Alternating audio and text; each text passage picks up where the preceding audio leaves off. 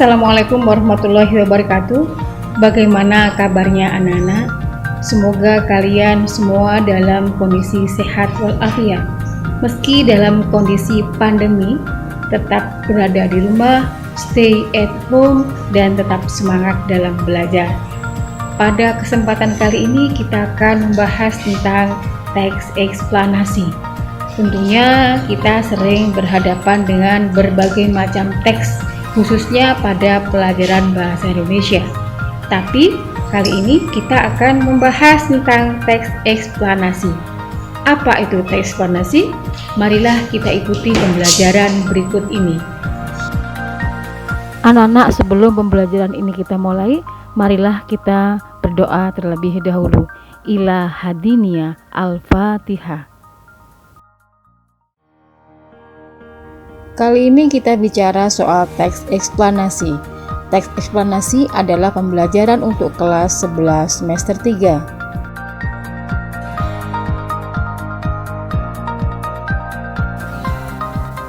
Di zaman ini, bumi terasa semakin tua. Hal ini ditandai banyaknya bencana alam yang menyebar di seluruh dunia. Terlebih, cuaca yang semakin ekstrim membuat kondisi alam tidak bisa diduga. Ditambah dengan perkembangan manusia yang begitu pesat, memunculkan juga berbagai macam fenomena sosial. Seperti halnya yang terjadi saat ini, pandemi COVID-19 yang menyerang di seluruh dunia. Pandemi ini sangat berpengaruh terhadap seluruh lini kehidupan manusia di dunia. Hampir tidak ada negara yang tidak mengalaminya.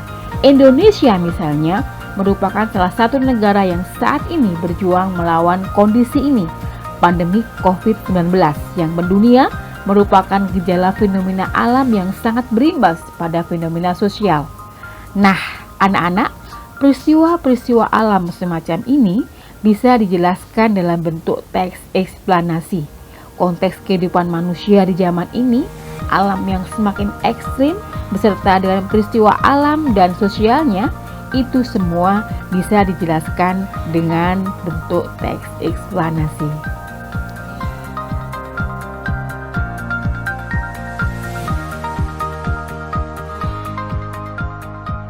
Kompetensi dasar pada pembelajaran 3.3 dan 4.3 ini adalah mengidentifikasi informasi, pengetahuan, dan urutan kejadian dalam teks eksplanasi lisan dan tulis, kemudian mengonstruksi informasi, pengetahuan, dan urutan kejadian dalam teks eksplanasi secara lisan dan tulis.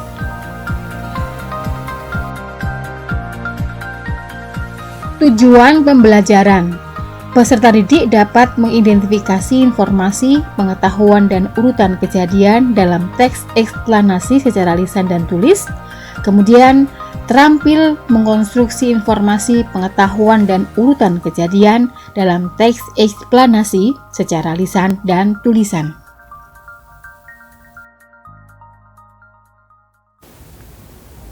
Mengidentifikasi teks eksplanasi. Pengertian teks eksplanasi. Teks eksplanasi adalah teks yang menjelaskan hubungan peristiwa atau proses terjadinya sesuatu secara tuntas. Teks eksplanasi berisi tentang suatu proses mengapa dan bagaimana suatu peristiwa alam, sosial, budaya, dan lainnya itu bisa terjadi. Dan peristiwa alam dan sosial yang ada di sekitar kita tersebut mempunyai hubungan sebab, akibat, dan proses.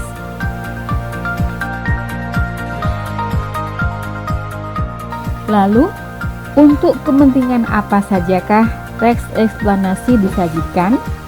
Yang pertama, menjelaskan fenomena alam dan sosial yang sedang terjadi. Yang kedua, menjelaskan sebab akibat suatu peristiwa.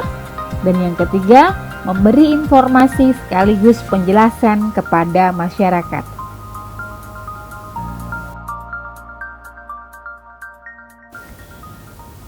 Ciri-ciri teks eksplanasi: berdasarkan fakta atau faktual, bersifat ilmiah, informatif, dan berurutan atau sequence.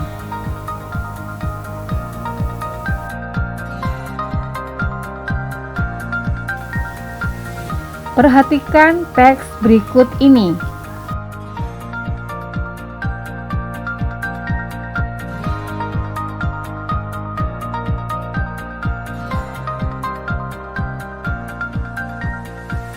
Perhatikan teks berikut ini.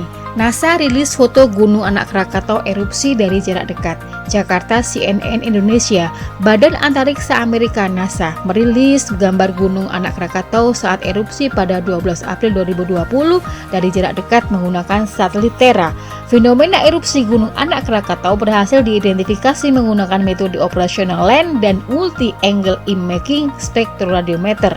Berdasarkan bidikan kedua metode tersebut, terlihat gumpalan volume fase asap yang menjulang tinggi dan berwarna putih bersih.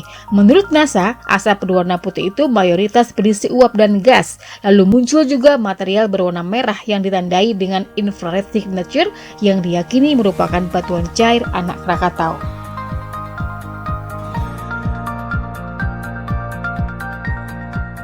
Ahli vulkanologi Goddard Space Flight Center NASA, Verity Flowers, mengatakan satelit Terra pun berhasil mengidentifikasi gumpalan asap yang lebih gelap dan disinyalir mengandung partikel abu. Asap gelap kemungkinan mengandung partikel abu yang lebih berat sehingga jaraknya lebih rendah dibanding asap putih lalu dibawa angin ke udara. Sebaliknya, asap yang mengandung uap dan gas bobotnya lebih rendah dan mengembang dengan cepat di atmosfer, kata Flowers dikutip dari laman resmi NASA seperti dilansir Science Alert.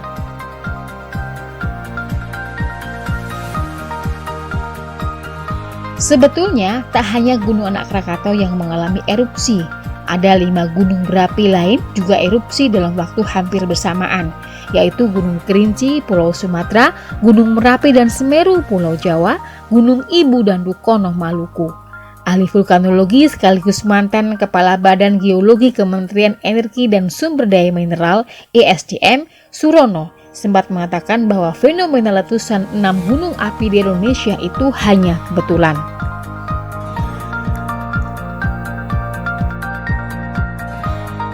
Selain itu, ada juga fenomena dentuman yang dirasakan warga Jabodetabek usai 6 gunung berapi meletus.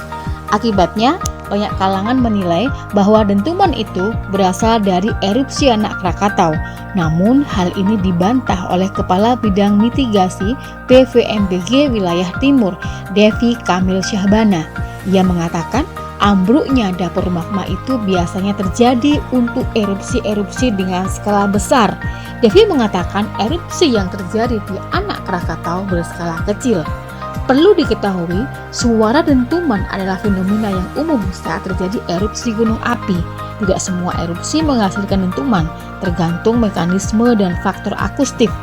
Dentuman sendiri tidak merefleksikan besar kecilnya erupsi, kata Devi. Meskipun demikian, erupsi Anak Krakatau menimbulkan beberapa dampak yang bisa dirasakan warga.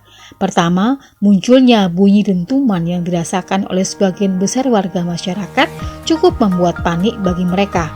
Kedua, munculnya asap putih bersih yang menjulang tinggi sempat menjadi perhatian sekaligus menciptakan kecemasan bagi sebagian masyarakat di daerah tersebut. Ketiga, adanya material yang berwarna merah yang diyakini sebagai batuan cair dari Anak Krakatau itu mampu menarik perhatian mereka sekaligus menciptakan rasa was-was. Keempat, munculnya asap gelap yang jarak luapnya lebih rendah dari asap putih dan asap ini diyakini sebagai abu sempat juga membuat warga ketakutan.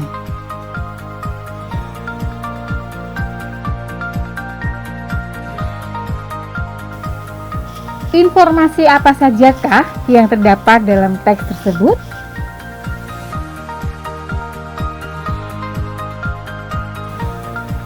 Untuk mencari informasi terpenting pada sebuah teks, bisa kita lakukan dengan cara mencari ide pokok masing-masing paragraf. Nah, berikut ini adalah informasi terpenting dari teks eksplanasi tersebut.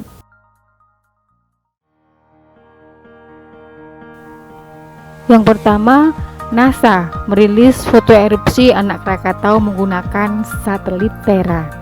Yang kedua, terlihat gumpalan plum, fase asap yang menjulang tinggi dan material berwarna merah. Dan yang ketiga, ada gumpalan asap yang lebih gelap dan disinyalir mengandung partikel abu.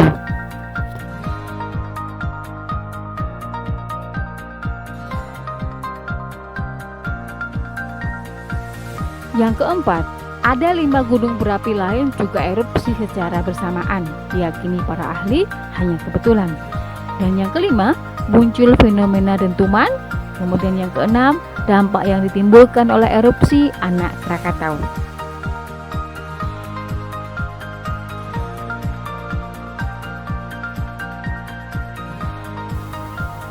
Teks tersebut merupakan teks eksplanasi karena memenuhi beberapa kriteria. Pertama adalah faktual. Hal ini ditandai dengan adanya peristiwa aktual, yaitu erupsi Gunung Anak Krakatau. Yang kedua, bersifat ilmiah. Dalam teks tersebut terdapat beberapa peristiwa yang dijelaskan secara ilmiah, misalnya asap putih bersih yang menjulang tinggi merupakan uap dan gas dan sebagainya.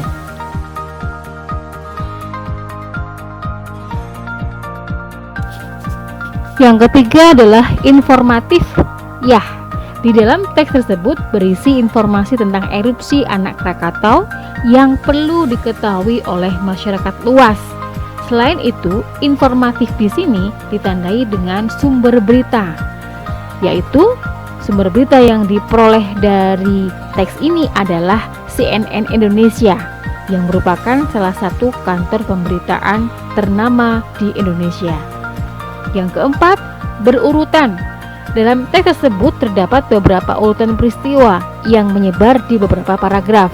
Juga ada urutan peristiwa yang muncul dalam satu paragraf, yaitu paragraf ke-6.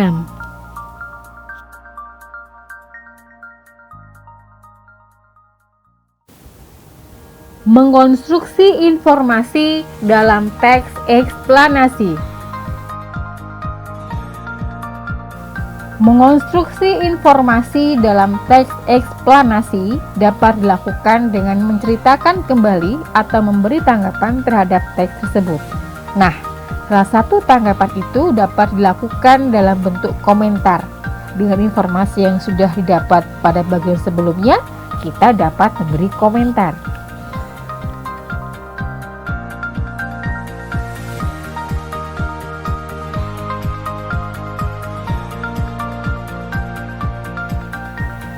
Ada beberapa hal yang perlu diketahui dalam memberi komentar, yaitu bentuk, isi, dan cara penyampaian. Secara khusus, pembagian komentar dapat dilakukan pada bagian berikut.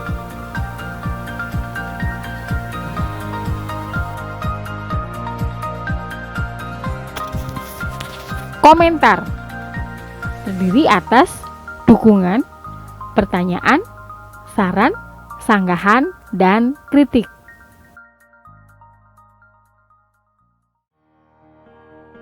Anak-anak, kalian dapat membuat komentar dengan beberapa kriteria tersebut. Nah, kalian bisa kan? Ibu yakin kalian pasti bisa. Anak-anak, marilah kita akhiri pembelajaran kali ini dengan bacaan hamdalah. Alhamdulillahirabbil alamin. Anak-anak, demikian video pembelajaran kali ini. Semoga menjadi sesuatu yang bermanfaat buat kalian. Tetap semangat dan selamat belajar di rumah. Ibu berdoa semoga kalian semua akan menjadi anak-anak yang hebat. Wassalamualaikum warahmatullahi wabarakatuh.